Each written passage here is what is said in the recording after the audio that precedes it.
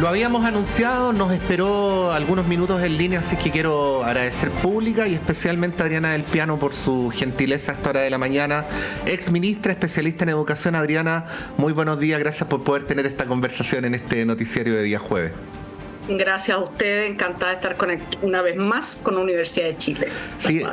Sí, Adriana, decíamos desde hace varios días, de antes de la presentación del proyecto del gobierno, que esto tiene varios niveles de análisis, por lo tanto es importante ir separándolos, ¿no? Sí, totalmente. Sí, quería partir por lo más literal, que es condonación de deuda de individuos ex estudiantes, ¿no? En ese plano, ¿cuál es su análisis respecto a lo que se ha presentado? Mira, yo creo que mi perspectiva de análisis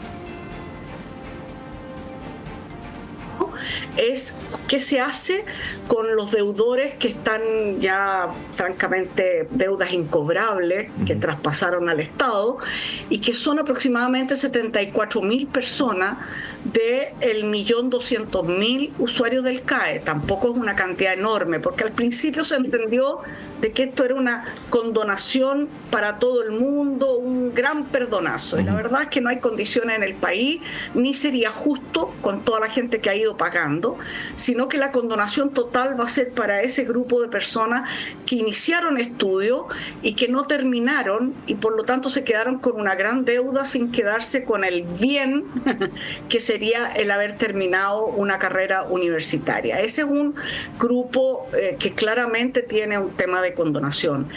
Pero creo que lo más interesante del proyecto es que le encuentra solución a distintos grupos, por una parte, para hacer el enlace con lo que sería la nueva forma de financiamiento de la educación superior.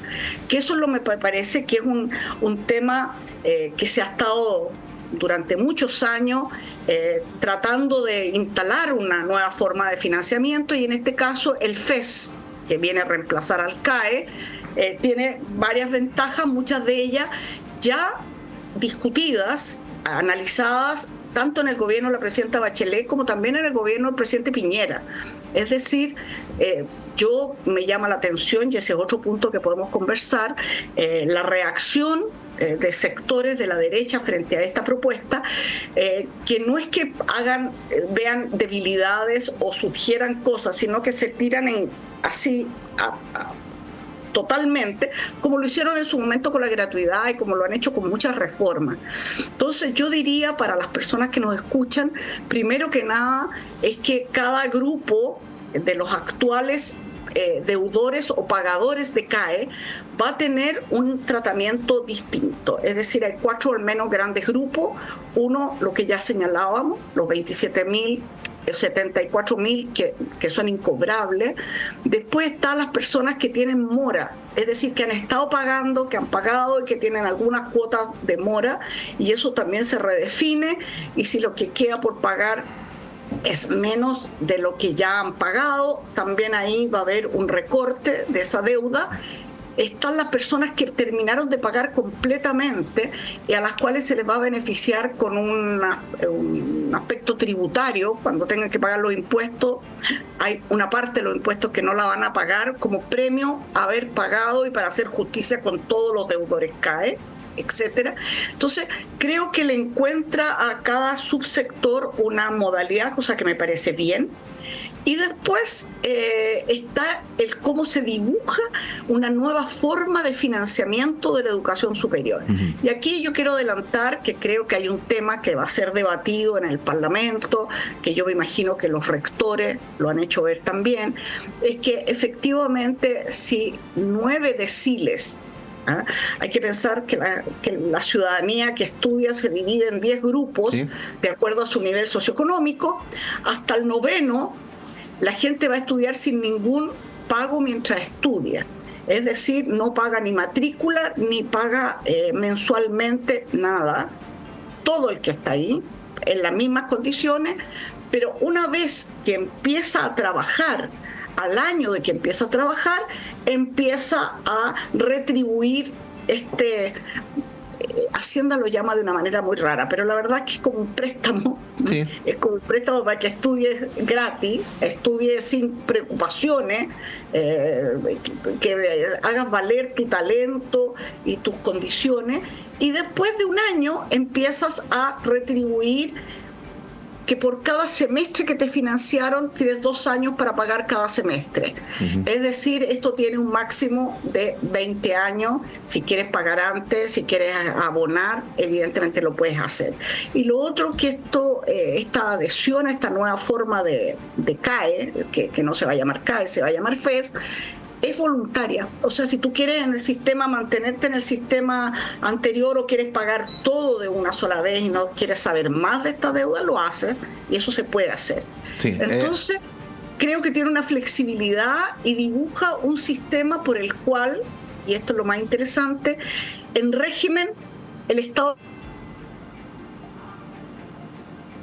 a este préstamo, a este crédito, porque los que ya van saliendo como profesionales están pagando lo que se le aportó, con eso se financia a los que van entrando. Sí. Entonces, esto en régimen debiera ser un fondo que se va utilizando y rellenando con los profesionales que van saliendo.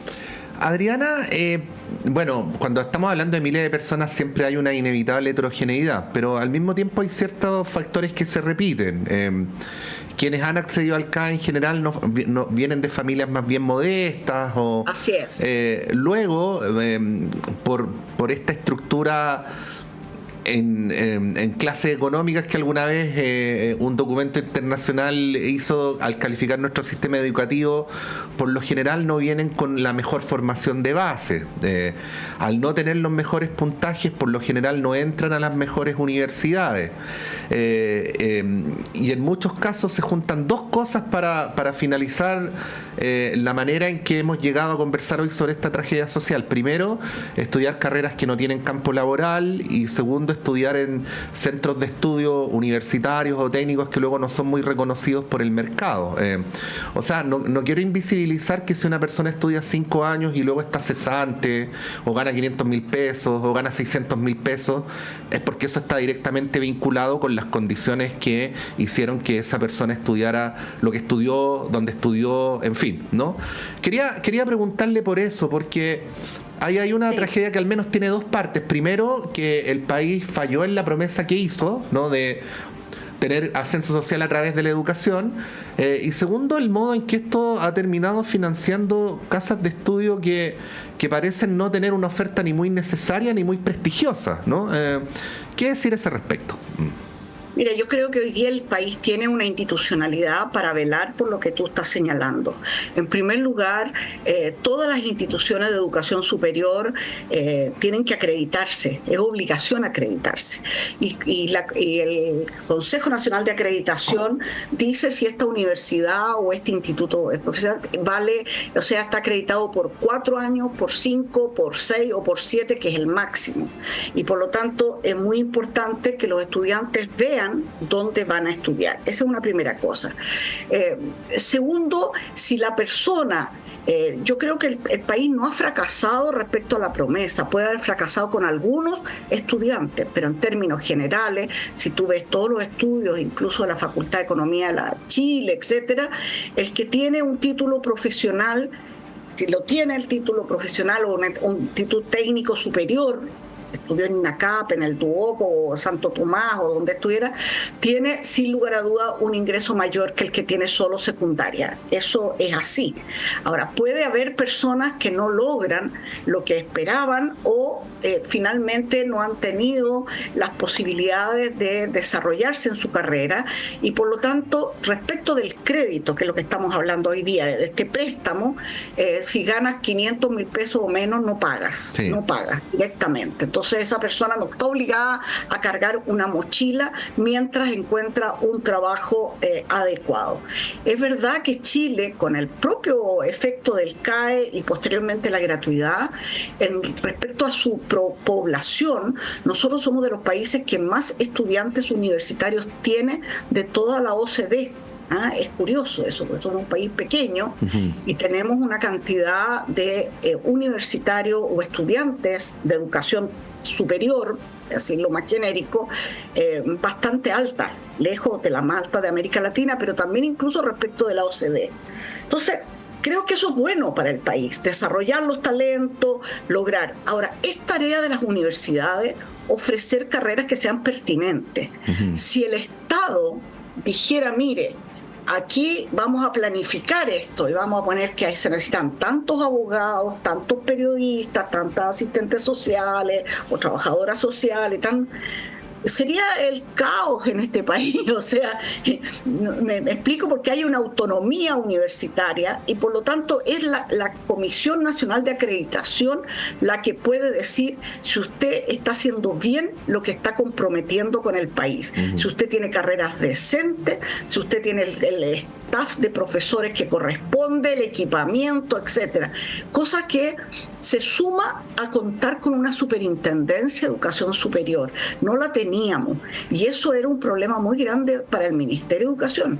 Yo creo que en parte la acusación constitucional que hubo contra el exministro Harald Beyer tuvo que ver con no contar con una institucionalidad a la cual traspasarle los problemas que se generaban en las universidades privadas, que se supone que todas las universidades son sin fines de lucro, pero encontraban la forma de lucrar. Ahí, Adriana, sí, hay una pregunta. Alguien me podría contestar, quizás usted misma, si yo hago la pregunta, bueno, pero el objetivo del CAE es financiar una carrera, no es financiar universidades, ¿no? Pero pregunto, ¿es virtuoso que, aunque sea indirectamente por la vía de un crédito, ¿no?, pero que haya universidades de menor calificación, de menor acreditación, de menor prestigio, que a veces reciban más recursos en términos porcentuales y a veces también en términos absolutos, ¿no?, que universidades que tienen más prestigio, más acreditación? Mira, yo creo que el tema originario, yo quiero ser bien franca, ¿sí?, se pensó la gratuidad, pensando en la gratuidad, no en el crédito. Se pensó solo para el sector público, como sucede en muchos países, que las universidades públicas tienen este beneficio y si tú quieres instalar una universidad privada tienes el derecho a hacerlo, pero te entiendes privadamente como se entienden los colegios privados hoy día en Chile, que son aproximadamente el 7% de toda la matrícula, se entienden con su público, ¿no? Eso no fue así, y no fue así porque este país es muy difícil que un peso que va para lo público no se replique el mismo peso para lo privado, ¿no? Hay un tema de mayoría en el Parlamento, de concepción, etcétera. Por lo tanto, yo creo que el tema del apoyo a las universidades más grandes, más prestigiosas, que son las que hacen investigación más significativa, va a tener que ir por otro lado. No puede ser que la docencia financie todo lo que una universidad necesita hacer.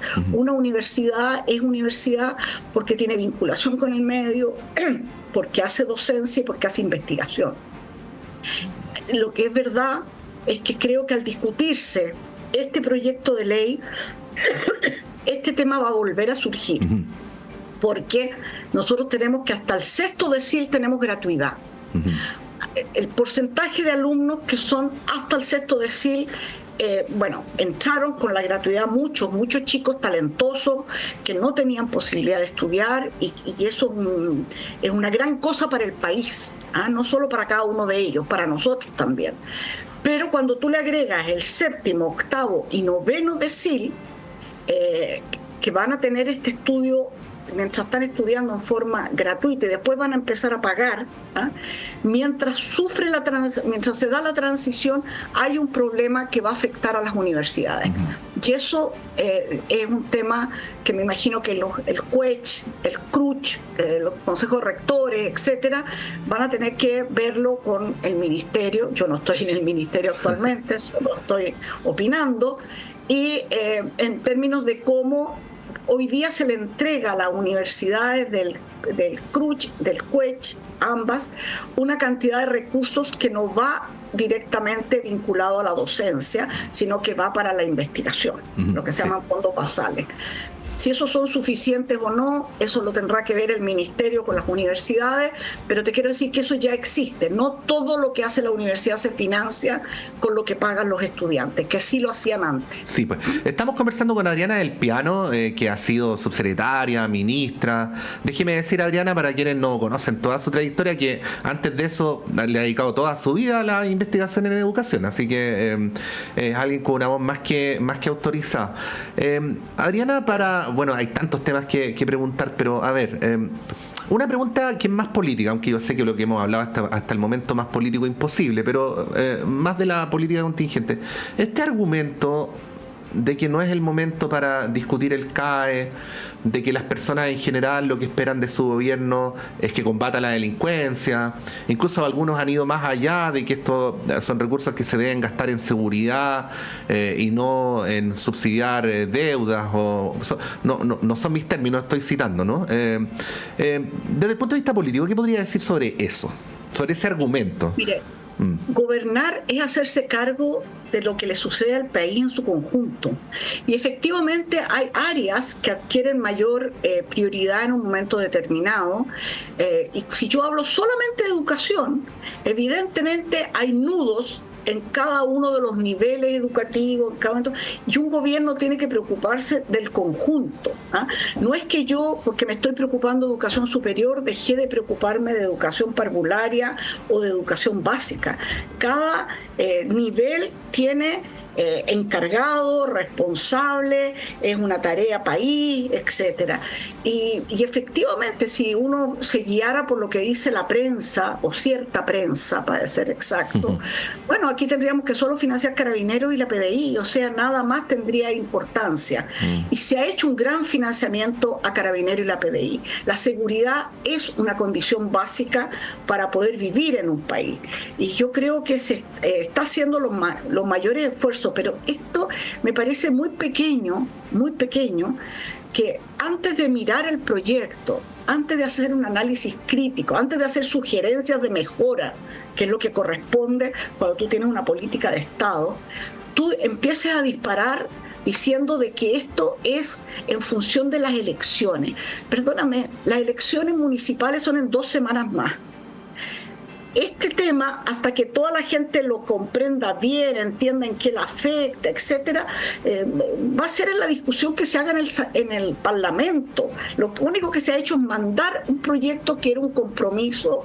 Entonces nunca está el buen momento.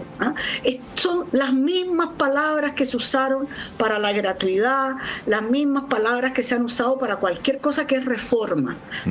Aquí yo hoy día, leyendo el diario, antes de conversar contigo, entendí este concepto profundo de lo que es ser conservador, que nada se mueva, porque si estamos bien, no es que estemos bien, yo estoy bien, la persona que escribió el diario sí, está bien, está cómoda, no quiere que le cambien cosas, pero no está mirando a los millones de compatriotas que por distintas razones no tienen las condiciones que ella tiene. Nunca hay el momento para que las cosas cambien. Nunca hay momento, y por lo tanto aquí que por qué uno de los temas que se ha planteado es por qué el que sale y tiene un sueldo más alto va a pagar el 7% de su préstamo que recibió, y el que gana menos también va a pagar un 7%, y por lo tanto uno va a pagar más que el otro. Oye, eso pasa con la salud todos los días. Tú pagas el 7% respecto de tu sueldo imponible, yo pago mi 7% de acuerdo a mi jubilación, y otro pagará más y menos. Pero eso es vivir en sociedad finalmente. O sea, todos ponemos plata, y esto lo digo para los auditores, para que las personas que, juntando una cantidad de recursos, puedan postular a su vivienda. Y obviamente no pagan todo lo que cuesta la vivienda. Pagan una parte de lo que cuesta la vivienda. El resto de la vivienda la pagamos todos con nuestros impuestos. Entonces, y alguien ha reclamado por eso, alguien ha dicho, saquen mi plata de ahí, yo no quiero colaborar con la vivienda de una señora que no conozco. Nos estamos transformando en un país de un individualismo brutal, y yo creo que este proyecto va en línea contraria, va a que Chile, y con esto quisiera por lo menos cerrar la participación, creo que la educación es un bien doble. Un país más educado, tiene un efecto directo en la persona que estudia, que se saca la mugre, saca adelante su estudio, logra su título, etcétera. Muchas veces la primera persona de su familia que pasó por la universidad, pero también es un bien social. O sea, vivir en un país en que un porcentaje alto de las personas tienen educación superior, para un país chico como nosotros, es tener un capital enorme de talentos para trabajar las distintas áreas dentro de lo que nosotros somos. Uh-huh. Eso. Adriana del Piano, muchas gracias por esta entrevista. Que tenga un buen día. A ustedes, que tengan muy buen día. Suerte. Chao. Ahí estaba la ex ministra de Educación, Adriana del Piano, dando su parecer sobre el CAE entre estas distintas dimensiones que hemos tratado de comentar y desarrollar desde antes de que se presentara el proyecto, pero más intensamente desde que aquello ocurrió. Me corrijo, desde que se hiciera el anuncio, que no es lo mismo que presentar el proyecto. Son las 8:35, breve alto y a la vuelta nuestro panel de conversación.